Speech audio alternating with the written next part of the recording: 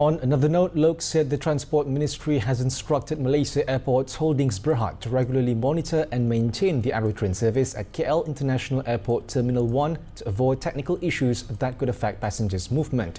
He said since its launch on July 1st, nearly 2 million passengers have used the service, highlighting its importance. Pergerakan penumpang antara main terminal dengan satellite terminal itu begitu padat setiap hari. Berpuluh-ribu orang menggunakan perkhidmatan itu setiap hari. Jadi sudah tentu apa sahaja gangguan teknikal yang akan memberikan kesan kepada penumpang.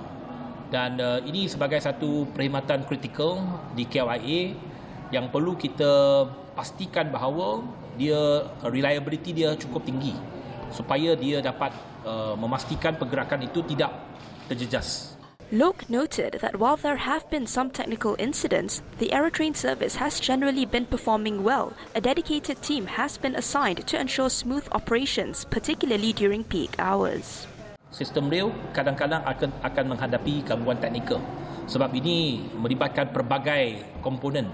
Kadang-kadang mekanikal, kadang-kadang teknikal, kadang-kadang software dan sebagainya. Loke also stressed that Malaysia Airports must hold the project contractor accountable for any issues, as the system is still under warranty. The driverless modern train resumed full operations after a 456 million ringgit upgrade, part of MAHB's 742 million ringgit effort to elevate KLIA as a top regional aviation hub.